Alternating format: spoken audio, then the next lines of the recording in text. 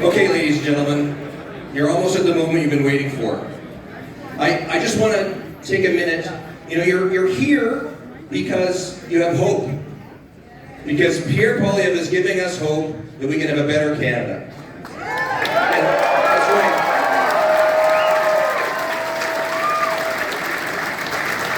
that's right. That's right. And you know, the motto of the province is Spem Reduxit, hope restored. And that's why we're here. So you're going to see a guy on this stage who has a plan, who has a vision, and is restoring hope and working towards Canada's promise. You know, when I first met him, I had just come back from Afghanistan, took off the uniform, yeah, right?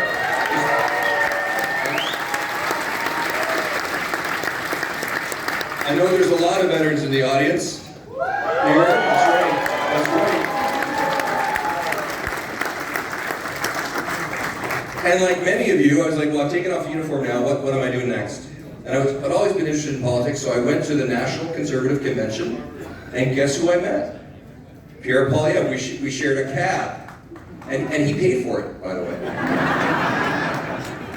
So that's where I met him. You know, it's obvious he's a sharp guy. And that was 20 years. He's a young. We were all younger then.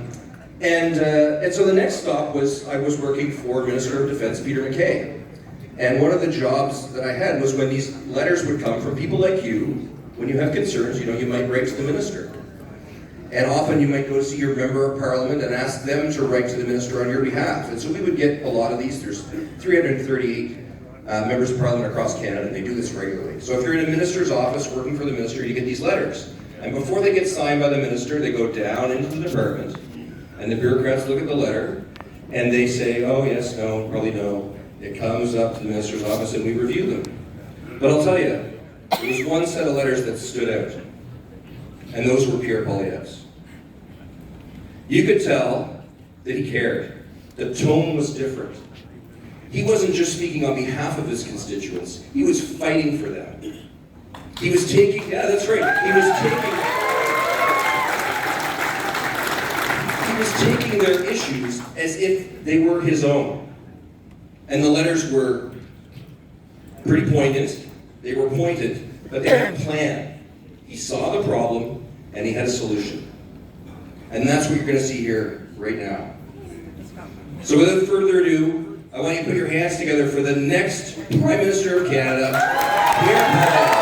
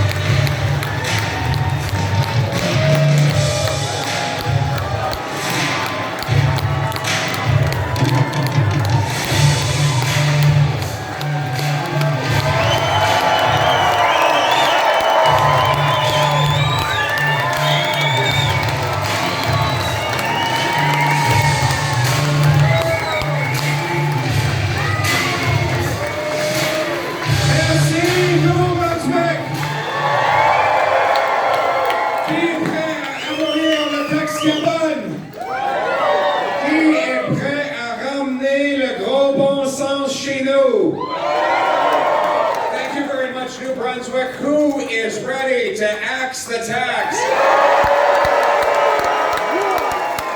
Who's ready for homes you can afford? Who's ready to keep your hunting rifle? Who's ready to make common sense common again? Look at this crowd. Look at this incredible crowd. Wow. When was the last time you saw a crowd like this in Fredericton? Look at this. Look how far back it goes. Unbelievable. This room is overflowing. It seems that there's been an outbreak of common sense right across Canada.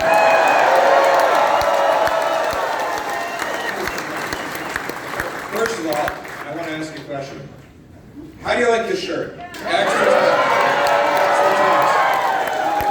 My wife designed these shirts. She's designed some some incredible shirts. Look at this guy over here. We got you. I want to bring some friends up here. Come on over. Come on up. Get up here. Get up here. Show off those shirts. Show off your shirt. Look at that. Wow. How do you like them apples? And I know we didn't tell you this, but just because you got that shirt, it comes with a free apple. There you go. There you go. And look at that shirt. WTF.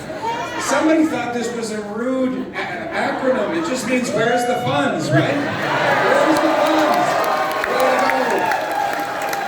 Head over to bringithome.ca. Bringithome.ca. You can have one of these shirts, and you will be admired by all of your friends and neighbors who will all be very jealous. Thank you very much. Give a round of applause to these great Common Sense Canadians.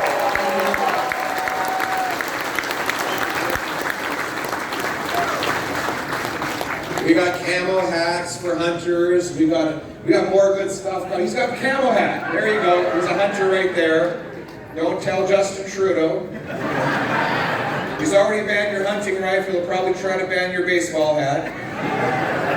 We won't let him do that. Yeah, old Justin Trudeau.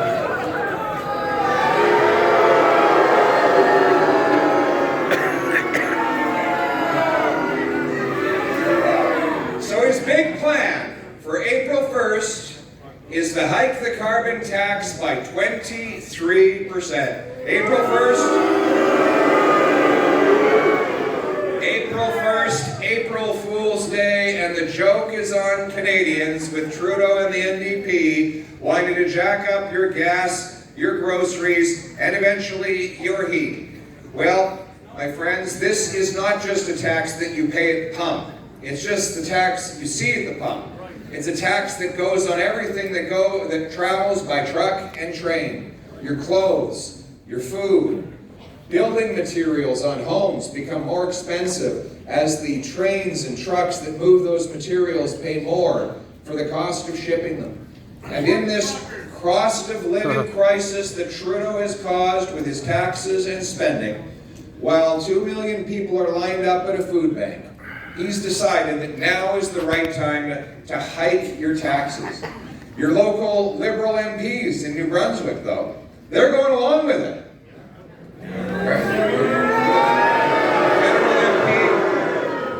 The federal MP, who's the federal MP here? Who? Never heard of her.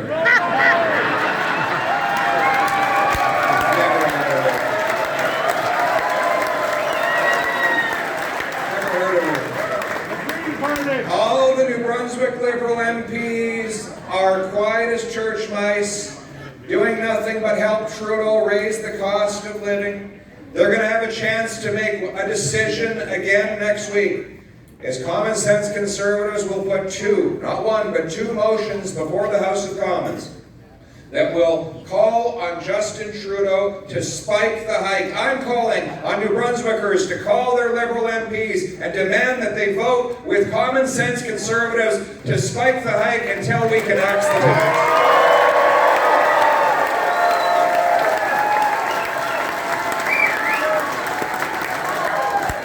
Think of the timing of this insane tax increase. Think of the timing. Here we are with 2 million people lined up at food banks after 8 years of Justin Trudeau. In fact, 1/3 of Canadian charities say that they're turning people away because they can't afford to provide them with their necessities. The shelves at the food bank in St. John's, Newfoundland, I visited the other day, are starting to empty out. Fewer people are able to donate, and many more, 45% more, are coming in the door. This year, the food bank associations expect a 1 million increase in the number of visits they're going to face because the cost of the grocery store has risen so much. In fact, there are now 8,000 people who've joined a Facebook group across Canada called the Dumpster Diving Network, a group of people who share tips on how you can eat out of a garbage can after 8 years of Trudeau. It's the dumpster economy that he has created because of his dumpster policies of raising taxes and raising inflation on the Canadian people. Meanwhile, housing costs have doubled. Rent has doubled. Mortgage payments have doubled. The average down payment needed has also doubled. Crime, chaos, drugs, and disorder are now common in our streets, with 35 homeless encampments in the city of Halifax. 35. Who'd have thunk it? In beautiful, quaint Halifax, one of the most beautiful cities in the world. We have dozens and dozens of homeless encampments where people who can no longer afford the rent are paying it. It is in that environment that Justin Trudeau thinks that you're not paying enough tax. And we know that everything he said about this tax has been proven false. The parliamentary budget officer indicates that 60% of Canadians are already paying more in the tax than they get back in these rinky-dink rebates. And as the tax rises, and as he piles on a second carbon tax, that gap will grow even further. You will be paying thousands of dollars more in taxes than you get back in rebates. But Canadians are not the only ones suffering. Justin Trudeau has it very tough. You hear about this? He's a little bit bored. Did you hear about this? Yeah. Incredible, this quote. I got to read these quotes here today. He said this in French in an interview with Rad Ken. He said, "I think about quitting every day." Wasn't that funny? We think about firing him every day.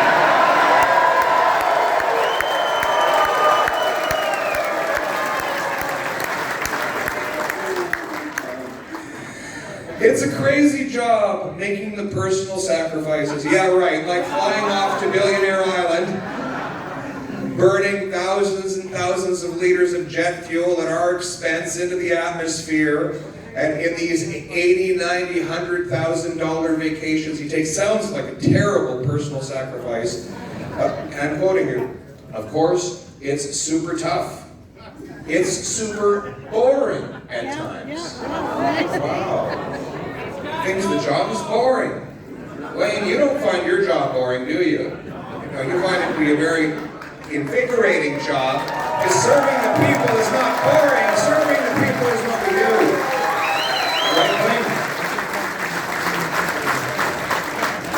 But I'm not done. I'm going to quote here what he said when he was at Charlottetown. He had this wonderful retreat. It cost hundreds of thousands of dollars. He and his cabinet flew out to Charlottetown, one of the most beautiful places in the world, and they treated themselves to luxurious meals, and they stayed in a wonderful resort. And he said, at that time, he said, "So yeah, this is not an easy time to be a politician. I'm quoting him here. It's incredible." Justin Trudeau, if you want to know what it's like to live in hard times, don't look at your life.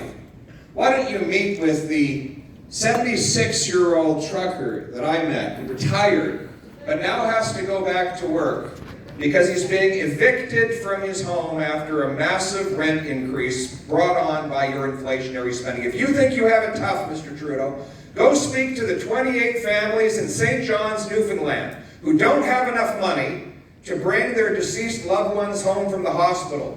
Their bodies are now being chilled in sea bins next to a dumpster outside the hospital because families cannot afford to give them a decent burial or cremation. Justin Trudeau should talk to the people who are eating out of dumpsters or living in these tent cities if he thinks he has it tough. It might be hard work to serve the people, but it is not boring and it is not tough, and we need to be inspired every day and in every way by the extraordinary single moms and farmers and small business people. They're the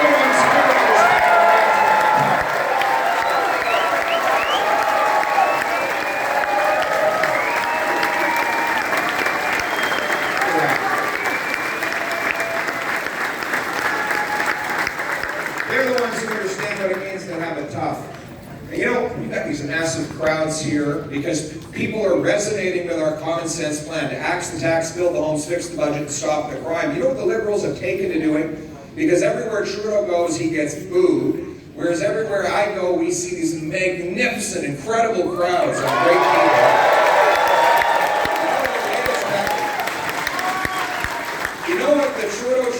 are saying online now? They're claiming that don't believe these big crowds you see on Poilievre's YouTube page. It's a green screen, they're saying. That's what they're saying. Do you believe that? Are you all on a green screen? Are you real? You look pretty real. Just to prove it, we're going to do something three-dimensional. We have this as our YouTube guy catching this. We're going to throw this out here. Watch how far it travels. Right through the screen. So it's a real audience behind me and an even bigger one in front of me. We're going to get this crowd in the shot, spin around, and get these incredible people.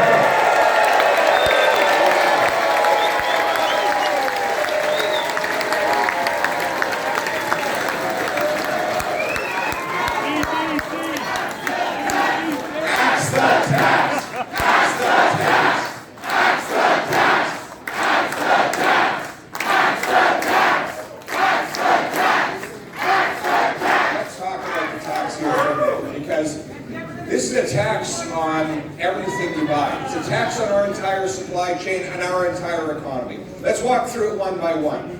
We know that a carbon tax does nothing for the environment because it applies on the things that we still need and have no choice but to buy. We live in a big cold country. It's not possible to travel around by roller skates or bicycle as Stéphane Guilbeault would have you do. In fact, you need to have a truck in most rural communities across Atlantic Canada.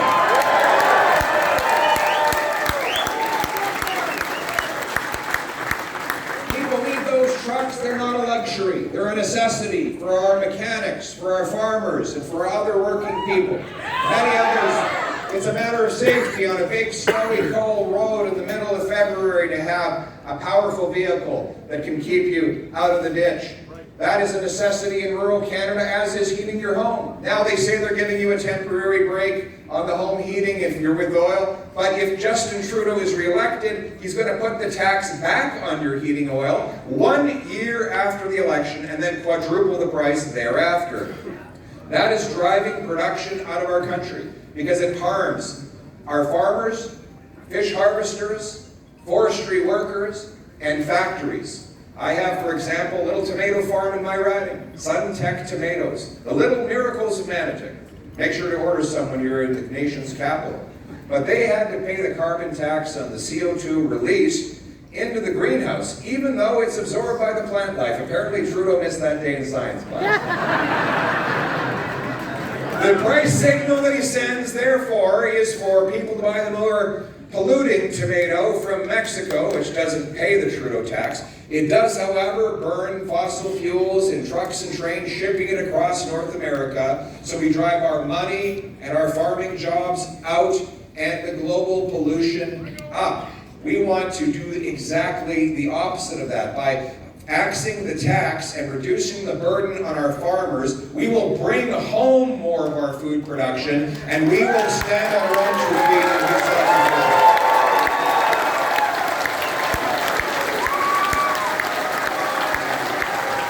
Canadian products to Canadians.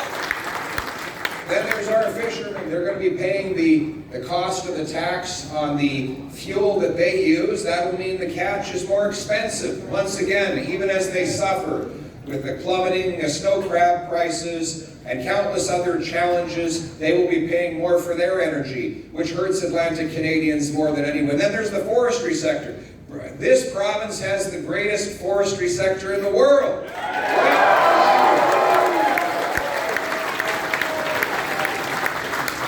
And, you know, they have this incredible new technology. Have you heard about this, Blaine? It's a 3D printer that actually sucks carbon out of the air and turns it into a building material. Yeah, they're called trees. Incredible. New technology, cutting edge. They're very green. Very green. And when you slice them, you can replant them and they grow right back. They're just incredible technology. They're made right here in New Brunswick, actually. Yeah. And so, but it's going to be more expensive to ship those logs and mill those logs and turn them into homes. And housing is already expensive enough. The carbon tax is a tax on homes as well, which makes it harder for our people to get into those homes. When we axe the tax, we will lower the cost of logging and home building to bring home more affordable prices for our young people to buy a house or for our seniors to rent an apartment. What it will also do is drive production out of this country. Because every time we add a new industrial tax, it makes it more attractive for businesses to take their capital and build and produce in other countries around the world. No wonder Canadians invest $800 billion more abroad than the rest of the world invests here in Canada. Our jobs, our businesses, and our money are pouring into the United States, to China, and to other places because of the high taxes and the red tape that blocks us from producing things right here at home. Common sense conservatives will not only axe the tax on Canadian industry to bring home production, we will also get the regulatory obstacles out of the way and take on the fanatical environmental movement so that we can make things here in Canada again.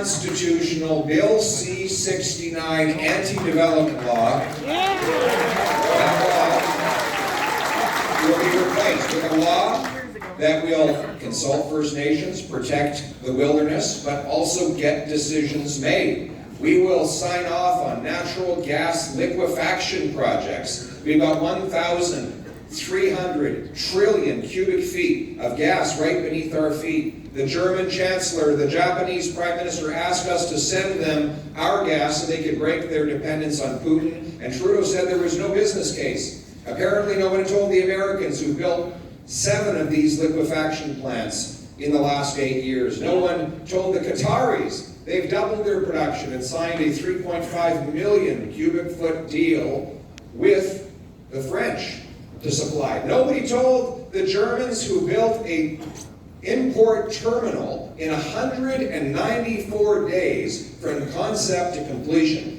Nobody told any of them that, but apparently that's what he believes. In fact, the recent report from National Bank showed that if Canada was to help India supply its grid, its power stations with gas instead of going with coal, they would be able to reduce their emissions by an equivalent of 4 years of all the emissions produced in all of Canada. In other words, that would be a far better way to reduce our emissions by selling our clean, green, natural gas.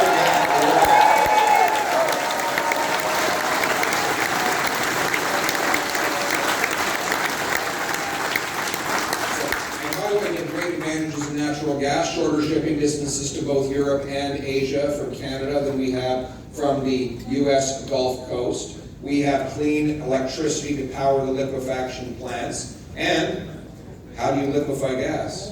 Cold. What do we have in Canada? Cold weather. Lots of. In fact, it was so cold in Ottawa last winter, Rob actually saw Justin Trudeau with his hands in his own pockets.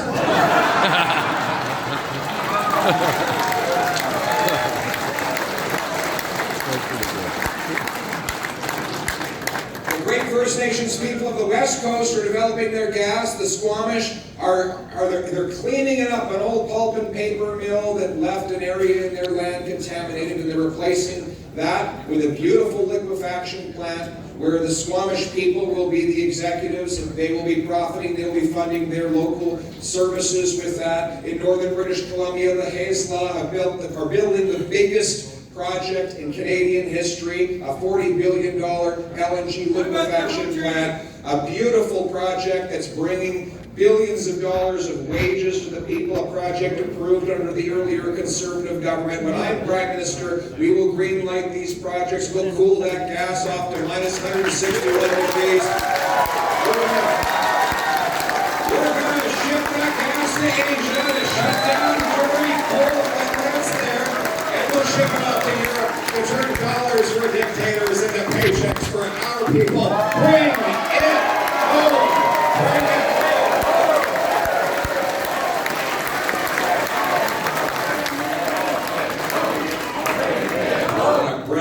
it home! Bring the jobs home to our country by getting the government gatekeepers out of the way, We'll mine more of the minerals of the future here in Canada. It shouldn't take 18 years, as it now does, to get a mine approved. We're going to get them approved in 18 months so that we can dig those mines, create more jobs for our miners and our tradespeople. And speaking of the trades, do we have any Red Seal tradesmen or women here? She's a tradesman. What do you got here? We need the trades in Canada. We need more boots, not more suits.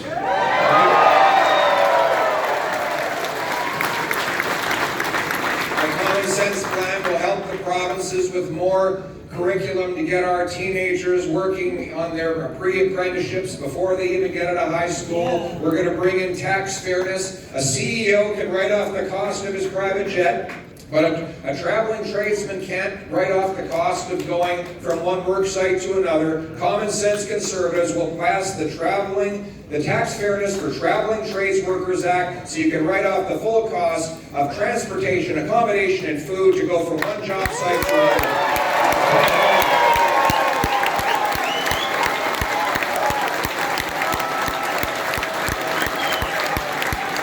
Because we need, remember the four priorities: axe the tax, build the homes, fix the budget, stop the crime. To build the homes, we need to have the tradespeople, but we need the bureaucracy out of the way. After 8 years of Trudeau, we have the fewest homes per capita of any country in the G7, even though we have the most land to build on, and we spend more of our economy on home building. Bureaucracy is the culprit that blocks the construction.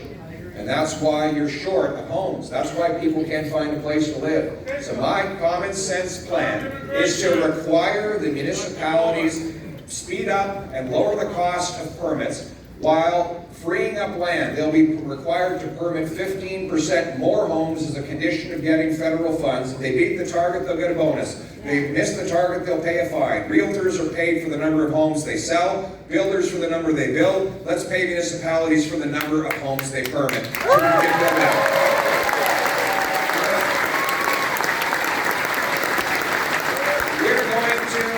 Sell off 6,000 federal buildings, thousands of acres of federal land to build.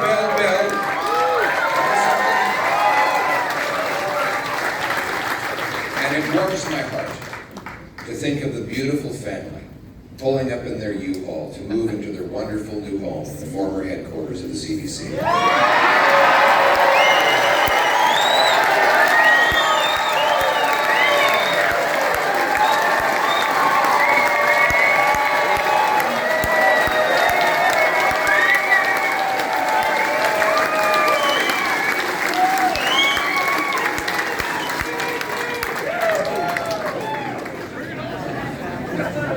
What do you think? I think I got the laws. I think we know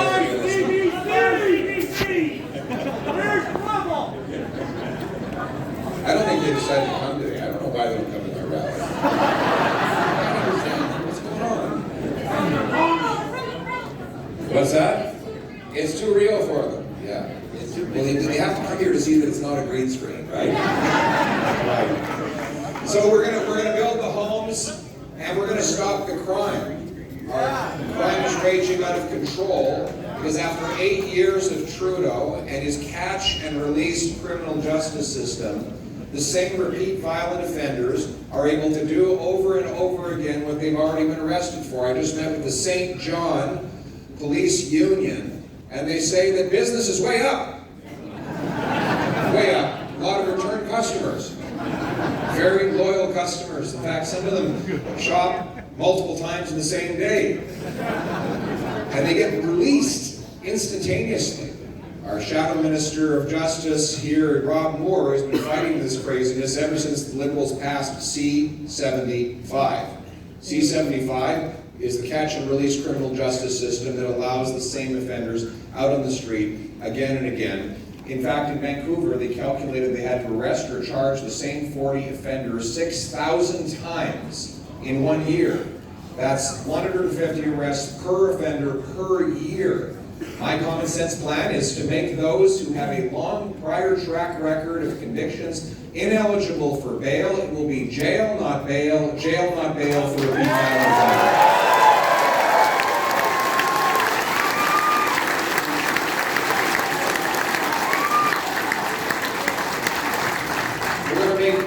mass murderers and dangerous offenders like Luca Magnotta and Paul Bernardo stay in maximum security penitentiaries.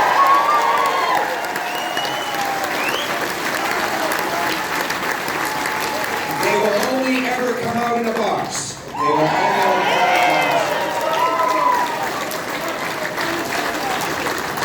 come out in a box. We're going to keep them behind bars, and we're going to protect the innocent people in our streets. We're also going to stand on the side of our law-abiding sport shooters and hunters.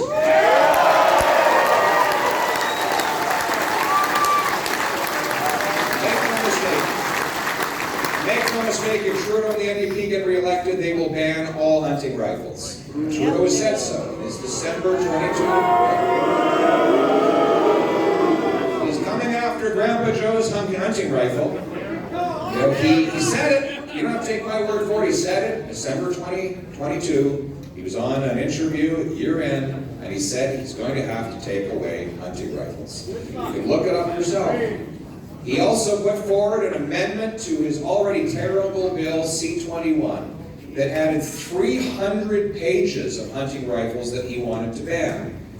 He says that these are assault rifles. He still doesn't know what an assault rifle is. He admits that, by the way. He said, he literally was asked, what is an assault rifle the other day? And he said, I don't know what it is. Well, he's claimed 4 years ago that he was going to ban them. He still hasn't figured out how to do that. That's because actual assault rifles have been banned since the 1970s. And so, what he really is trying to do is demonize our hunters and take away their right to harvest sustenance from nature and from the wilderness. Meanwhile, he thinks that Grandpa Joe is the one shooting up downtown Toronto. It's crazy. Meanwhile, he's only put enough resources into our ports to inspect 1% of shipping containers. All the guns and drugs that are being used to terrorize our communities and endanger our people are being smuggled in through those porous ports and borders. So, at the same time as there are only 5 CBSA officers inspecting the 500,000 shipping containers at the Port of Montreal, he wants to spend somewhere between $2 and $6 billion sending police out to try and confiscate family heirlooms and other lawfully acquired licensed firearms. Here's my common sense plan. I'll cancel the gun grab, I'll put the money into reinforcing our borders, scanning those shipping containers, and locking up the criminals and smugglers.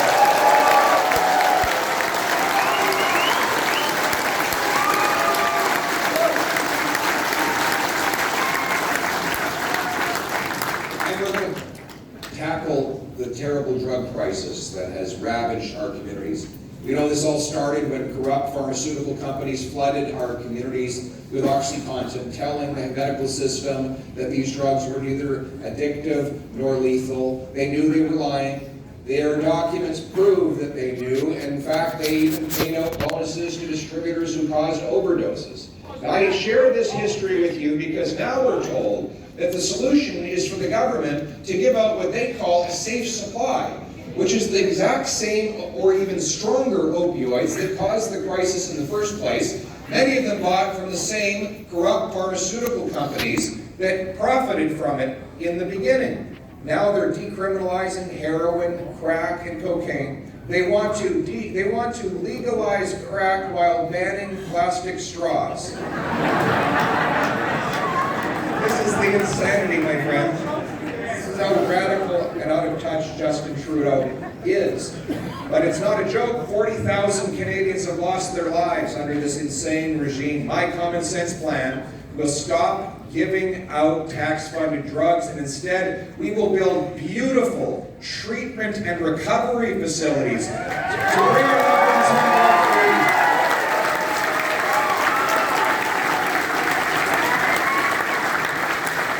We'll work with profits who will bring detox, counseling, group therapy, sweat lodges for First Nations, physical exercise and yoga programs, attached housing so those that graduate from the treatment can go transitionally into those apartments, come back for a counseling session, a workout, or maybe even to mentor an incoming addict.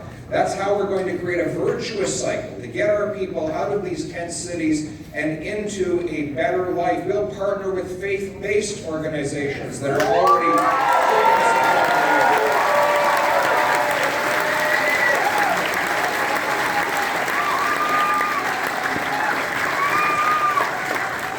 This is how we're going to bring order and hope to our streets and to our people once again. And as for those big pharmaceutical companies, we'll stand up to them. We will repeal C-47, which bans your natural health products. We think you should be able to decide which health products you want in your body.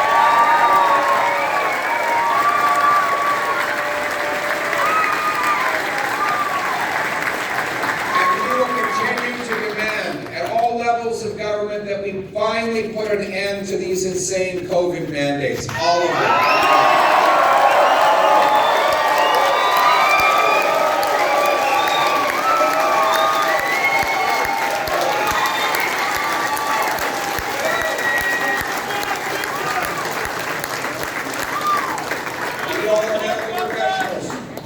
We don't have enough doctors, but we have 20,000 immigrant doctors, 32,000 immigrant nurses banned from working in our medical system because they can't have any way to prove their qualifications. We've had the red seal for the trades in Canada for the last 70 years. Common sense conservatives are going to bring in a blue seal for the profession so immigrant newcomers or Canadians who've trained abroad can come here, take a test, prove they're qualified, and get to work, and we can have more doctors and nurses.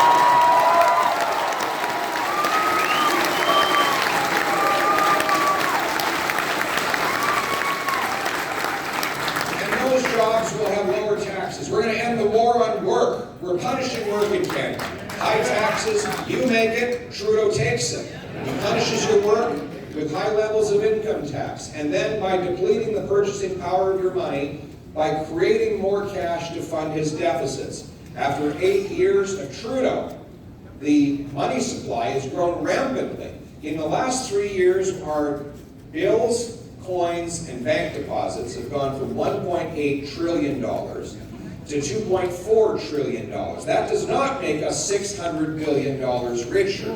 Money is not wealth, it is really just the accounting system by which we measure wealth. It simply is a technology that transfers value over space and time. If you have an economy with just $10 and 10, let's say, apples, right? 10 apples.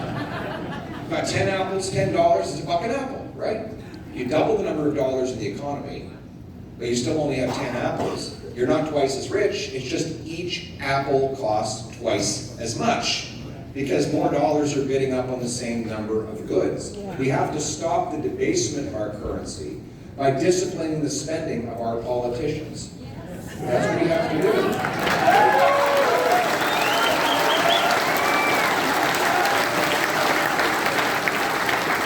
All right, it's quiz time. I got a quiz for you. I got a quiz. What's the money supply today? All right, you got a t-shirt. Who said that? All right, okay. I asked what's the money supply. This lady said we're broke, so she gets a t-shirt. All right. And, but did anybody remember the number? 2.4 trillion. That's right. Who said that? All right, there we go. Right in the back. You got to see. There you want to catch. Coordination. So what we need to do is cap spending with a new common sense law. It's called the dollar for dollar law. It requires the politicians find $1 savings for every new dollar of spending. That will force us to have the same trade-offs and discipline of single moms and small businesses who make either or decisions all the time. Either we're going to add the new porch or we're going to have a vacation, but we can only do both if we get a deal on the cost of the porch and the cost of the vacation. That kind of discipline doesn't exist in government because politicians are the only creatures in the universe that don't have to live with scarcity. They simply pass on the scarcity to others in the form of more inflation, taxes, and debt. By bringing in a legal cap on spending, it will force politicians and their bureaucrats to go hunting for ways to optimize use of your tax dollars, to get a better outcome for the money that we spend. We're going to bring back value for money with this kind of legal limit. The Americans had this law in the 1990s. It allowed them to balance the budget, pay off $400 billion of debt. It was the only time since I've been born that the U.S. had a surplus. And since that law lapsed, they went right back into deficit, haven't emerged since, proving what we all know, which is that politicians need legal limits on their spending or they will not be able to control it.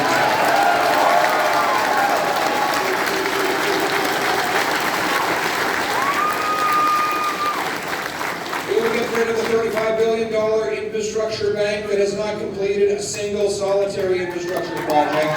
We'll get rid of the $1 billion green fund, of which 15% of the money has already been determined to have been misappropriated. We'll get rid of the $60 million Arrive Can app.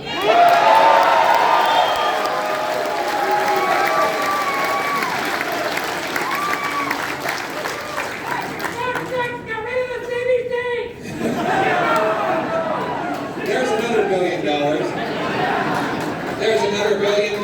We're going to cut back on foreign aid to dictators, terrorists, and multinational.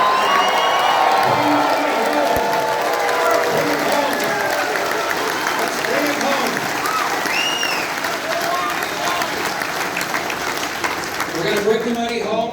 That's how we'll balance the budget. I'll get the Bank of Canada back to its core mandate of low inflation and protecting the purchasing power of our money, a mandate that Brian Mulroney brought in 1992, to which the bank was faithful for roughly 3 decades before Justin Trudeau came along. We will stick to Mulroney's vision of low inflation and solid, sound money once again.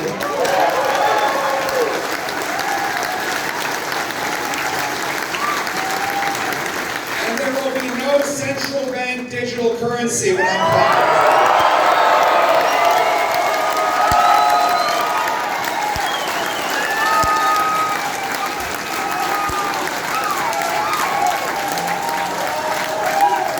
No mandatory digital ID. None of my ministers will be allowed to be involved in any way, shape, or form in the World Economic Forum.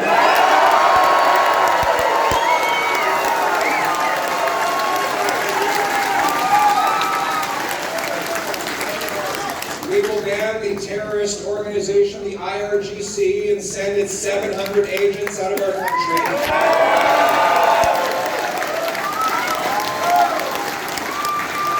We'll bring in a foreign influence registry to identify all of those foreign agents that are paid to manipulate our politics. We're going to bring home control of our democracy again.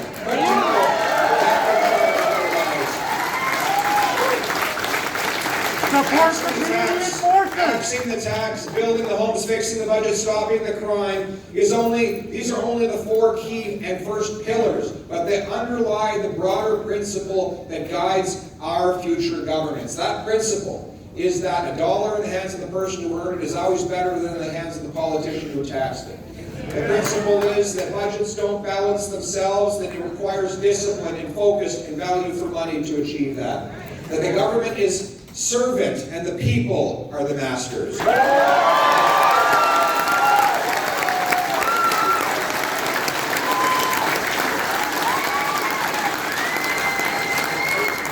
government should do a few things right rather than a lot of things poorly.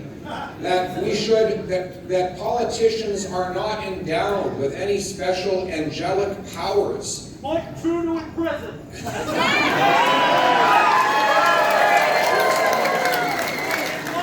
That politicians are not endowed with any special powers to run your life.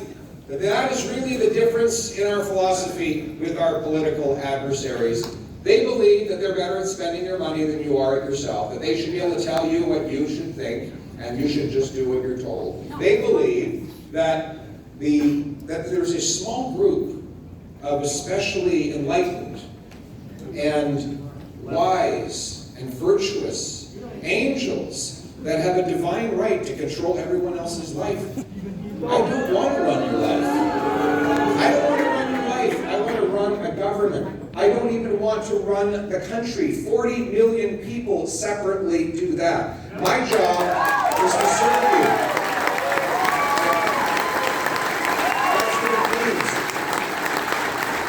That's what it means to be a prime minister. Minister means servant. Prime minister means first servant. I will be your servant and not your master, because I understand.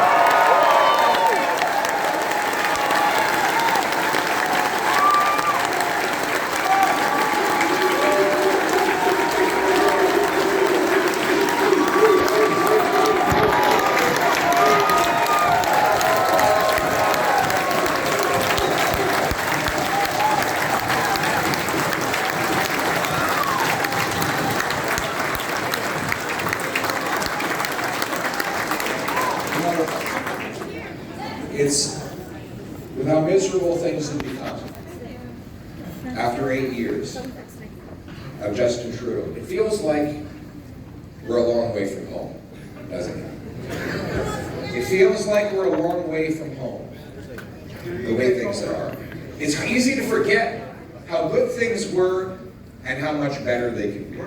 So let me just briefly paint a picture of hope and home.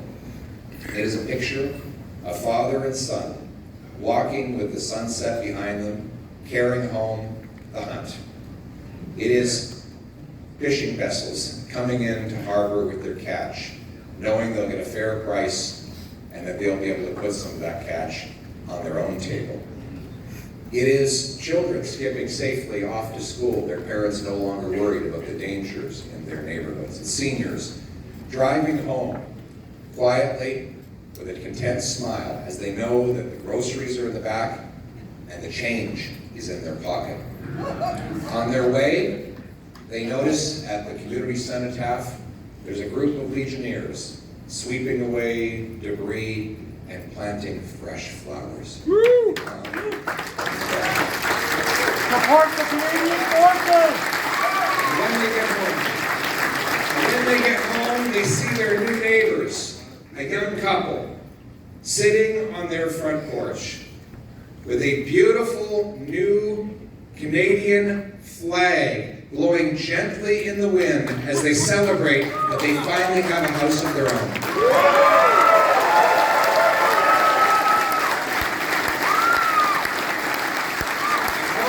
Drink in one hand and a beautiful paycheck in the other, their eyes meet in a way that can only say, we did it. All the hard work paid off. Canada kept its promise because finally, we're home. My friends, these are our people. That is our country. This is our home. Your home, my home, our home. Let's bring it home. Thank you very much.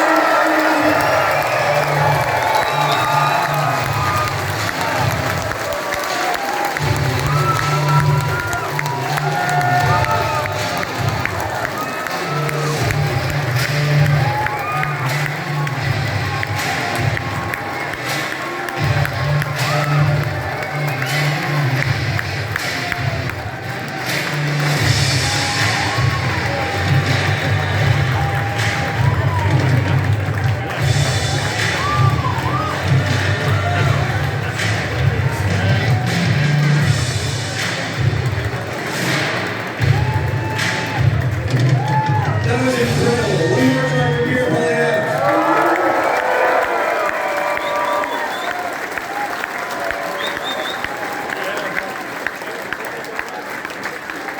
So unbelievably, we're not done here. You're now going to have the opportunity to get your photos taken with Pierre Poilievre. It's going to happen right over here to my right by those flags.